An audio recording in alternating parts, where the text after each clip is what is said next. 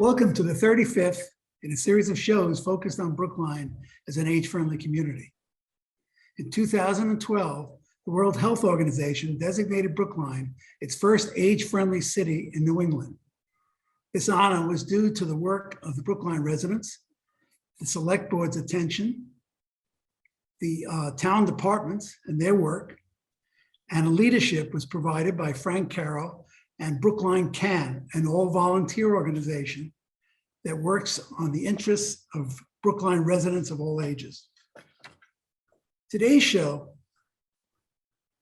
focuses on Ben Kaufman, the town clerk and local election considerations that he's involved with, and we are all involved with. Brookline precincts have been changed from 16 to 17 precincts and realigned.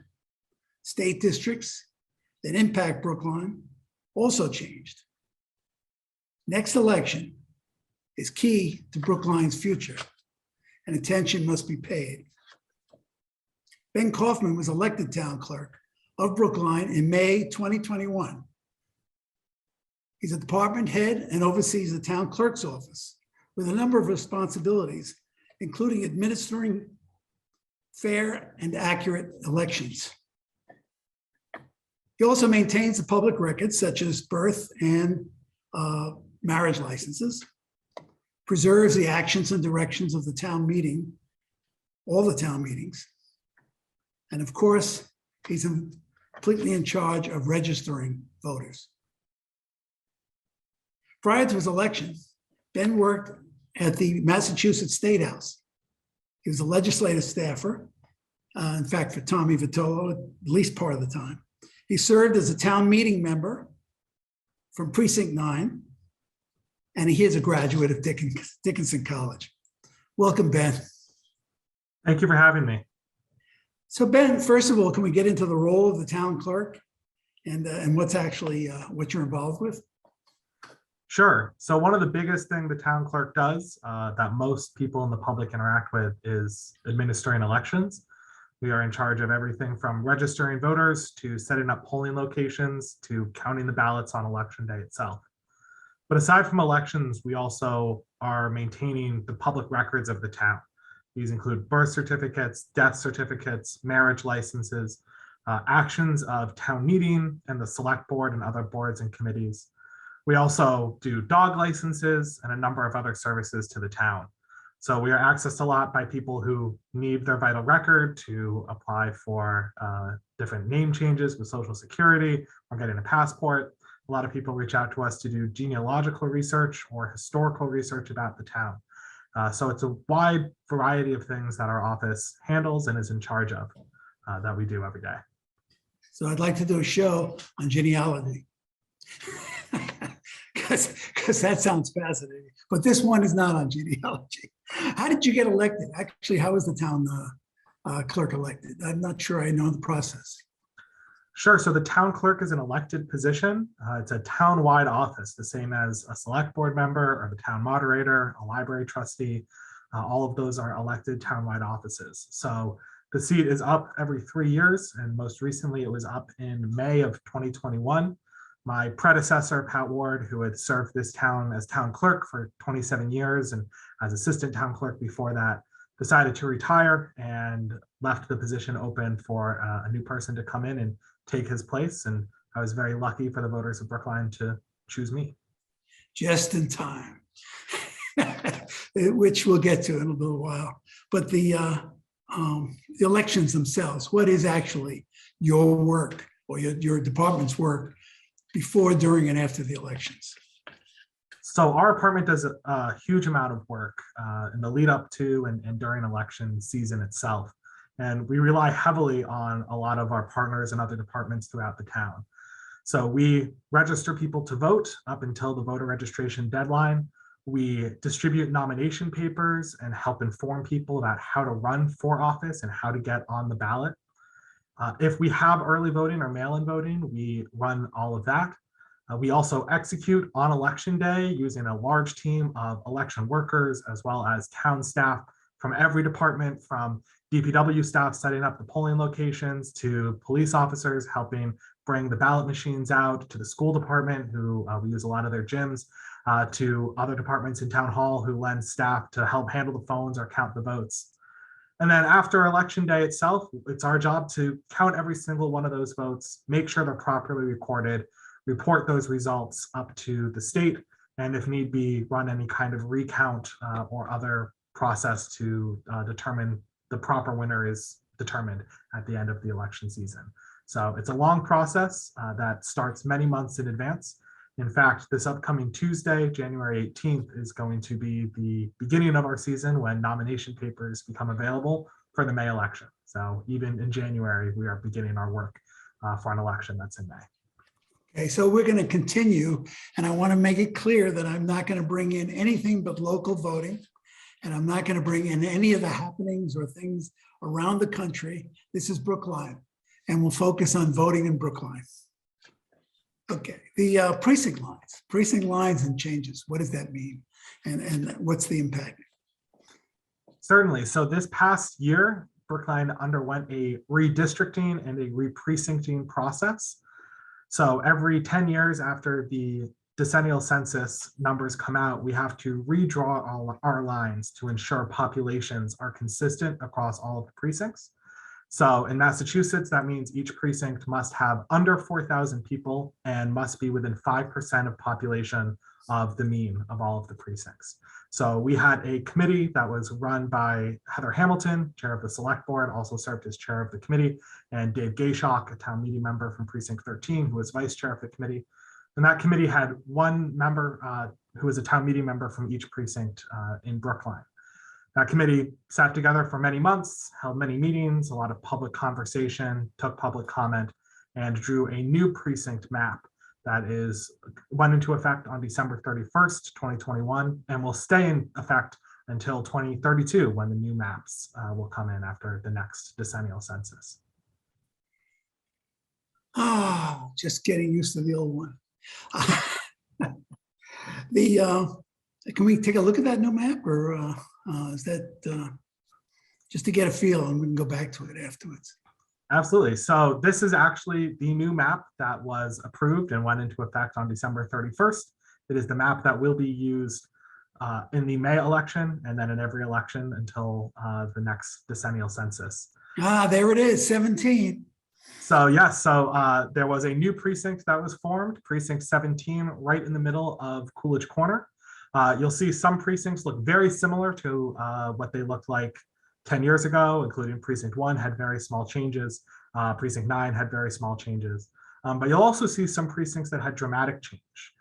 Two examples of that are precincts 2 and 4, which are both majority minority precincts that the committee wanted to focus on creating majority minority precincts. Another big change that people will see is precincts 13 and 14 had a realignment. Precinct 13 used to come all the way down to Boylston Street.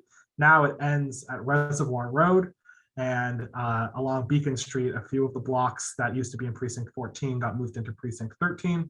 This moves some voters closer to their polling location, makes some of the precincts a little bit more compact. And down in South Brookline, precinct 16 is actually the only precinct which did not change at all. The lines of precinct 16 are exactly the same as they used to be, but every other precinct has changed its lines, some in small ways, some in much larger. Do you know how many people are in 16? Yes, I actually have that number, or at least I had that number for quite a while. Precinct 16 has 3,690 people living in it. And it worked out very well because that fell within the 5% margin.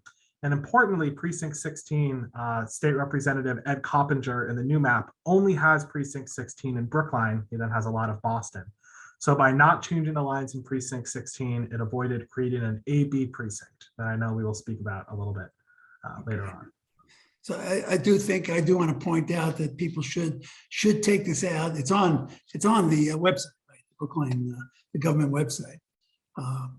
And the people should take a look at this way before the election, way before the people are running, and get a feel for where they are and what it means in terms of geography and in terms of the people and in terms of the past, and look at it now. Just a recommendation I'm making. Does the precinct, is the senior center in that new precinct, 17? So the senior center is in precinct 9 and will actually be continue to be the polling location for Oh, okay. precinct 9. As you can see it right over here on Winchester. And then he was senior life, and those haven't changed either. Yes, so those all remain part of precinct 9, which stayed fairly similar in its shape, only coming across Winchester to pick up some voters on the other side of Winchester. Goddard, did that change the area of Goddard?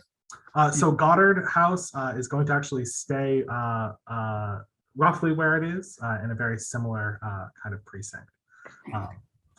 So you see some precincts change quite dramatically. I'll especially point out precinct 10, which used to stretch all the way along Beacon Street to St. Paul, became a lot more compact. It actually now stops at Park Street and comes across Washington a little bit. Precinct 7 is almost exactly the way that it looked before. And importantly, its polling location is going to be the O'Shea House on Park, which used to be a polling location in the past for precinct 10, and actually had moved while there was construction work going on at that house. But each of the blue stars on this map that you see are the polling locations for at least the May town election. Some people might move to a new polling location. So definitely encourage people to familiarize themselves with this map, with what precinct they're in, and with what their polling location is. So on election day, they know where to show up. Absolutely. Districts. Can we move to districts? Certainly. Districts of state, correct? Correct. So at the same time Brookline was doing their town level redistricting, the state had a redistricting committee that was drawing state representative lines. And by definition, Brookline has to be split by a state representative line. Each state representative district is about 45,000 people. Brookline's population is 63,191. So they are going to be more than one state representative in Brookline. In our old map, we had 4 state representatives in Brookline. And in our new map, we still have 4 state representatives.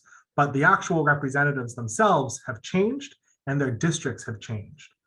One of the things that is a little bit confusing and will take a little bit of an adjustment is that the lines for the state representative districts were based off of the old precinct lines, not these new ones that have gone into effect, which means that some of the old ways where you could say, Representative Vitolo has these precincts is a little bit more complicated now. So the big changes that happened is Representative Mike Moran, who used to represent Brighton and Precinct 1 in Brookline, no longer represents Brookline. Representative Tommy Vitolo moved over and took the old Precinct 1 into his district. He lost the old Precinct 13, and he picked up part of Precinct 5. Over at the old Precinct 13, that was picked up by Representative Kevin Honan, who represents the other part of Brighton. He now also has a single part of Brookline over where the old Precinct 13 used to be. And then Ed Coppinger, who used to have South Brookline, including precincts 14, 15, and 16, he now only has precinct 16. And Representative Ruth Balzer from Newton will pick up the old precincts 14, 15, and a part of precinct 5. Oh, really? Which is a change, although back in the day, Representative Balzer did used to represent part of Brookline.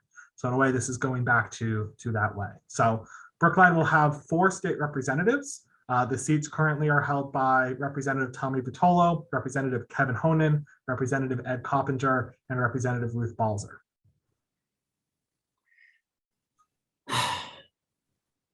Okay, I actually, for the moment, think I understand. I'm not sure after the show. And again, I recommend people study it, examine it. The future of Brookline County is affected.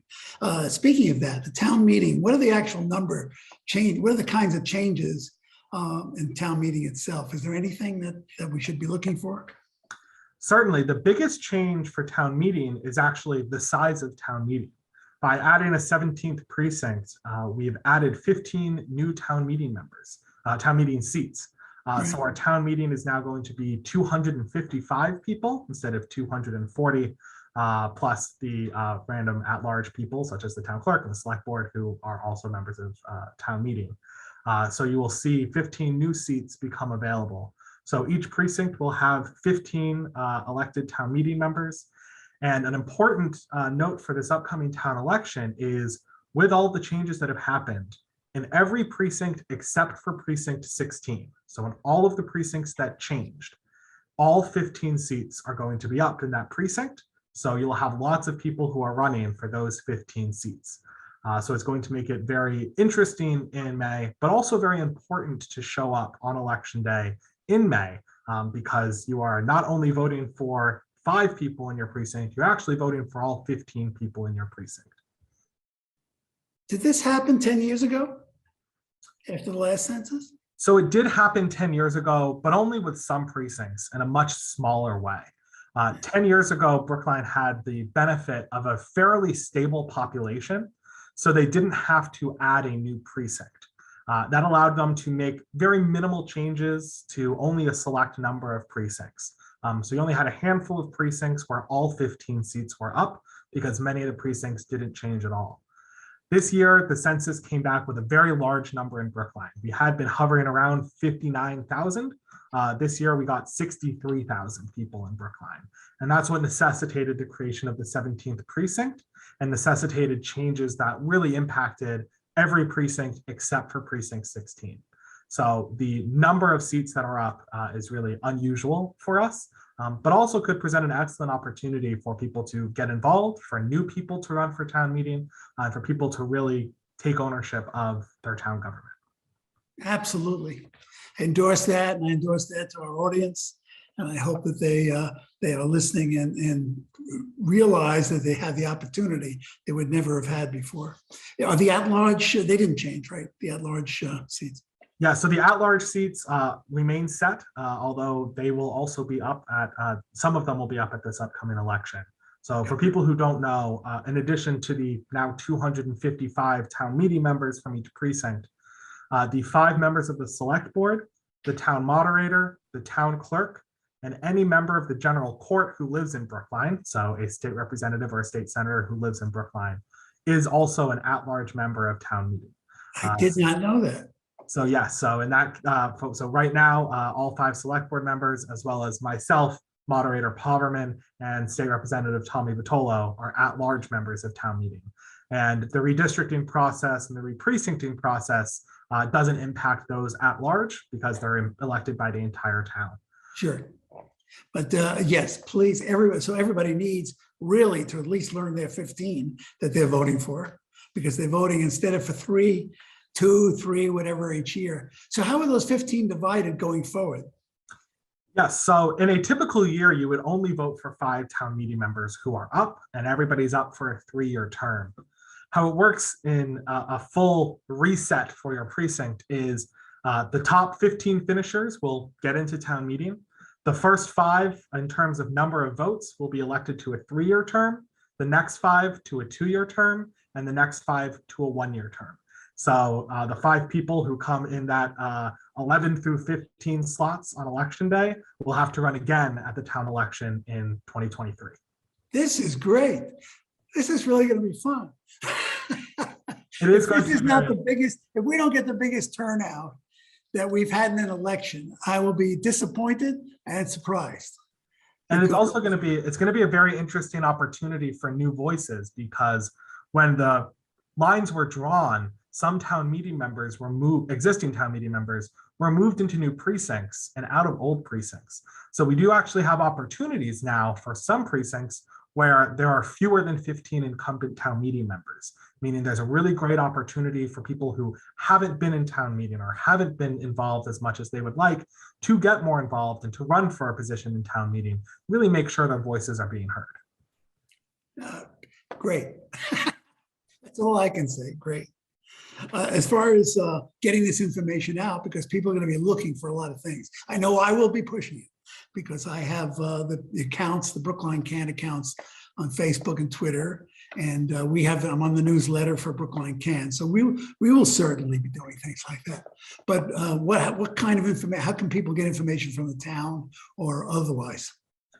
Absolutely. So we are going to be doing a big push to get information out. We're posting it on the town website. If you go to brooklinema.gov/town clerk, you'll be able to see information there. We're going to be sending out notices, putting it in the Brookline tab, and hosting community engagement events throughout the town. We have one coming up in February at the Senior Center. But one of the most valuable things is doing exactly what you're doing, Matt, which is having people who are already involved in the community reach out to their friends, reach out to their neighbors, let them know what's going on. We have an in-depth knowledge of Brookline. We know a lot about what's going on in the town, but nobody's as tied into their local neighborhood as you.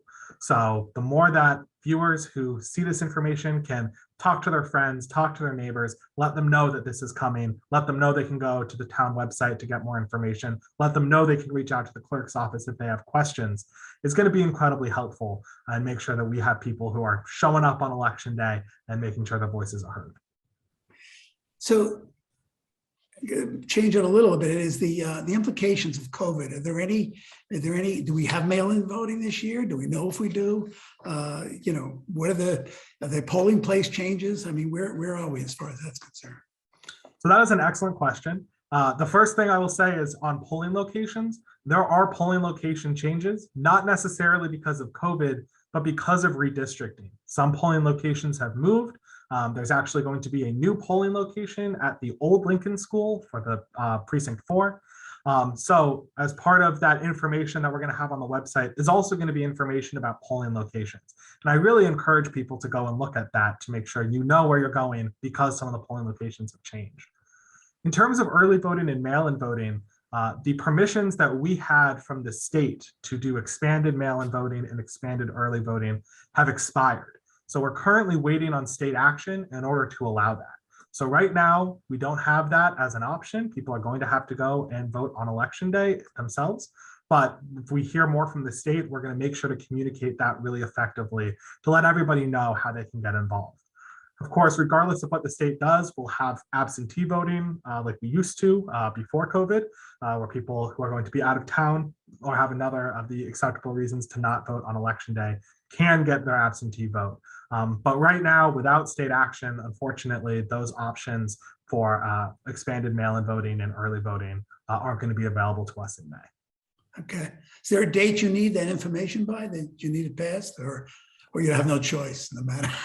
So that is up to the determination of the state legislature to do it. We are essentially preparing for either scenario. We always like to be prepared for every possible permutation, but the state legislature is going to do what they think is in the best interest of the voters, and it's our job to make sure we execute it. Great. Can we move on to poll workers? I've asked a number of people I know who've done it in the past have asked me the question of, gee, we used to have to work 14 hours straight. Is there any way to split those sessions? I didn't know what they were talking about because I've never done it. And I'm sure you need a lot of them. So please give us some background on that. Absolutely. So we do, for our election workers who are actually working election day, we have them work the entire day.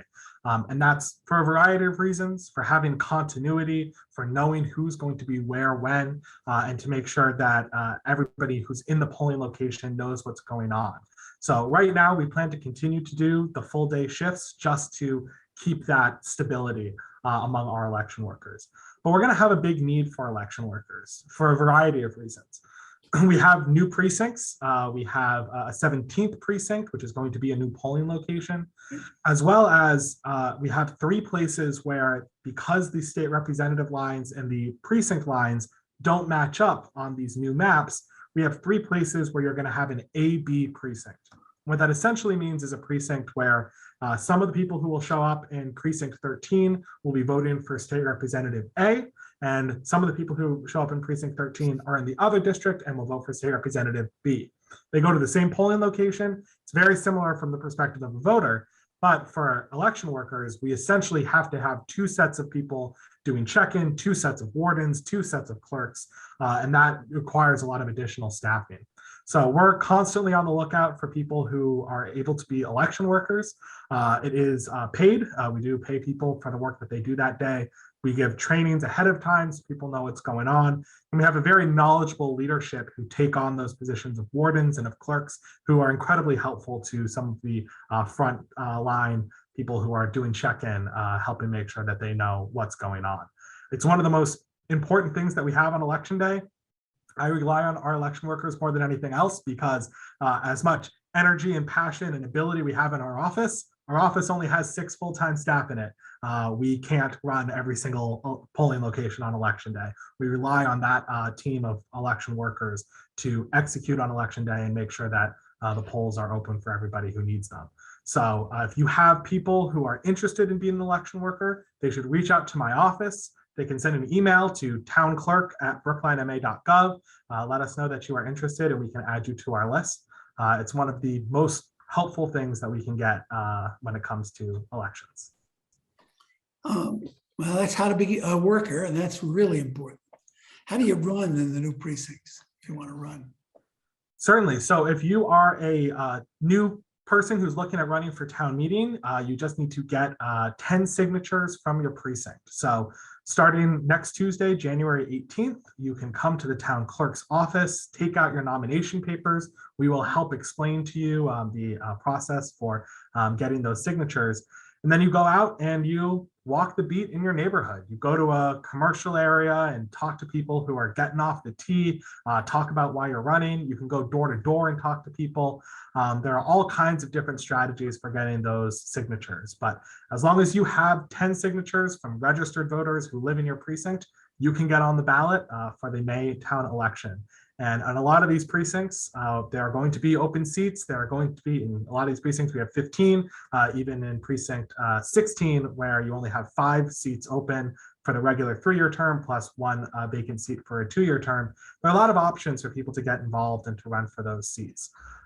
So I would encourage people who are interested, reach out to my office. Feel free to reach out to us if you have questions, and also reach out to your neighbors. Reach out to town meeting members who already live in your precinct or live nearby, or go to our parents at the school where your kids go. Talk to anybody who you know who's involved in town government, because they're going to have a myriad of ideas and advice for how to get involved.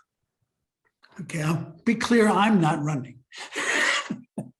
We'd be very lucky to have you. Okay, we've run through the show. I'm amazed. I feel like we just started. You're going to be on next week, aren't you? On a week from now on the League of Women Voters. Yes. I noticed the 21st at 9:30. Yep, I'll be watching that. I'm going to be watching that. I know that, and I'm encouraging other people to, and to keep tracking through all of their sources.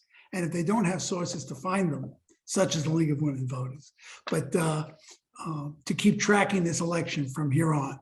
I know it's a little early, but it's for the kind of election it is, just keeping monitoring it is really important. And of course, anybody that's interested in the poll worker, contact townclerk@brooklinema.gov. Okay, and it'll be on the credits afterwards too. So that's great. Thank you. Thanks an awful lot, Ben. This was a great show. It's a good beginning to a very big election, a very important one in town. The show will be rebroadcast as before. We'll be on big next week. We try to do it Wednesday nights. This is Wednesday night because that's who the people seeing it will be then. And all the programs are available on the Brookline Cam website, Facebook and Twitter accounts. I will send it out. And thanks for watching. Thank you, Ben, and take care, everybody, and be safe.